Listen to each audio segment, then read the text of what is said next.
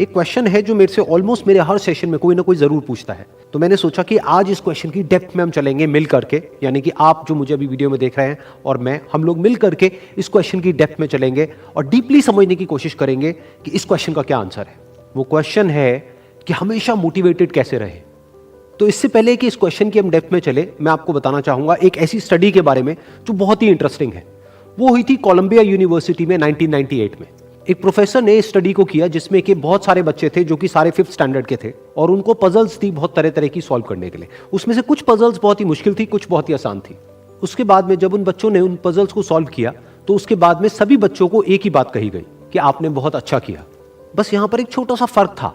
आधे बच्चों को उन्होंने कहा कि आपने इतना एक्स्ट्राऑर्डिनरी इसलिए परफॉर्म किया क्योंकि आप बहुत ही ज्यादा इंटेलिजेंट हो, और बाकी के जो आधे बच्चे थे उनको कहा गया कि आपने जो इतना एक्स्ट्राऑर्डिनरी परफॉर्म किया उसकी वजह थी आपका हार्ड वर्क।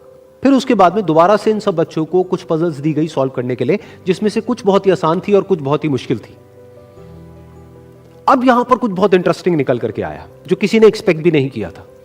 वो बच्चे जिनको कहा गया था कि आप बहुत इंटेलिजेंट हो, बहुत स्मार्ट हो, उनको जब वो पजल्स मिली तो उन्होंने क्या किया, जो मुश्किल पजल्स थी उसको छोड़ दिया, आसान पजल्स के ऊपर काम करना शुरू किया, और उसमें भी कुछ देर बाद ही वो बच्चे बोर हो गए।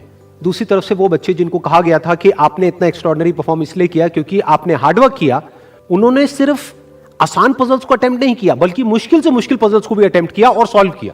फिर उसके बाद में जब ये पूरी स्टडी कंप्लीट हुई तो उन बच्चों से पूछा गया कि किसको ज्यादा मजा आया इसको करने में। तो वो बच्चे जिनको कहा गया था कि आप बहुत इंटेलिजेंट हो, उनको मजा नहीं आया, यानी कि वो मोटिवेटेड नहीं थे।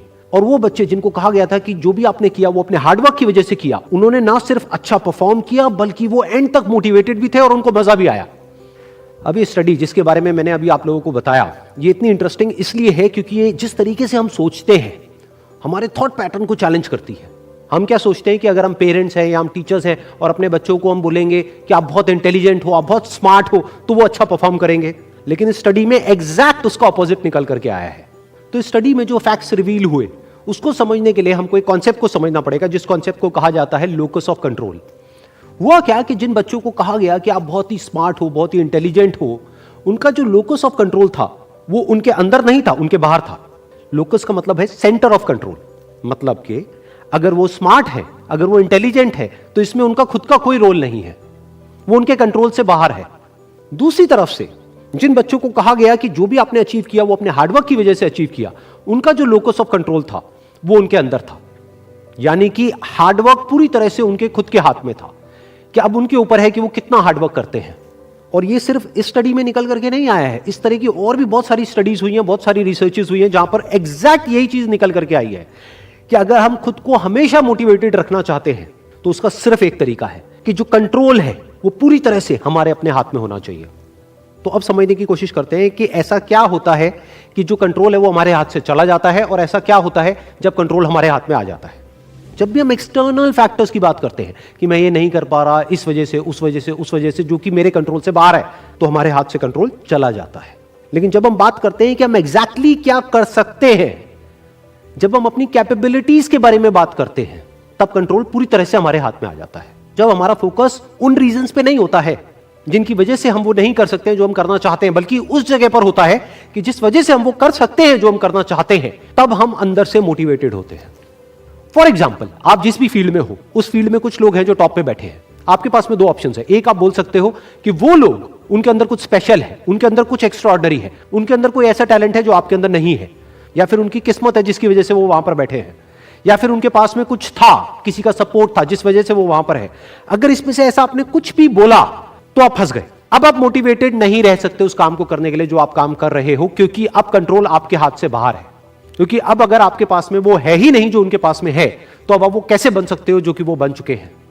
लेकिन अगर आप ये बोलते हो कि जिस भी फील्ड में आप हो, उस फील्ड में जो भी टॉप पे बैठे हैं वो वहां पर है अपने हार्डवर्क की वजह से, अपने स्मार्ट वर्क की वजह से, या जो कुछ भी उन्होंने किया, जो कुछ भी उन्होंने सीखा उसकी वजह से, तो अगर वो कर सकते हैं तो मैं भी कर सकता हूं। उन्होंने भी मेरी ही तरह एक ना एक दिन कहीं ना कहीं से शुरुआत करी थी, जहां से कि आज मैं शुरुआत कर रहा हूं। तो मुझ में और उनमें अगर कोई फर्क है तो वो सिर्फ एक है, वो है टाइम का, कि आने वाले 10 साल बाद या 20 साल बाद मैं भी उन्हीं की जगह पर हो सकता हूं या उनसे भी आगे हो सकता हूं जहां पर आज वो है। तो अब कंट्रोल पूरी तरह से आपके हाथ में है। तो हमारे पास में हमेशा ये दो ऑप्शंस होते हैं, एक कि हम कंट्रोल को अपने हाथ से छोड़ दें और दूसरा कि कंट्रोल हम पूरी तरीके से अपने हाथ में ले लें। एक की कंट्रोल हमारा बाहर हो, एक है कंट्रोल हमारा अंदर हो। तो इस बात को हमेशा याद रखना कि आपका कंट्रोल कहीं बाहर नहीं होना चाहिए, आपके अपने ही अंदर होना चाहिए। Wish you all the very best. Thank you so much.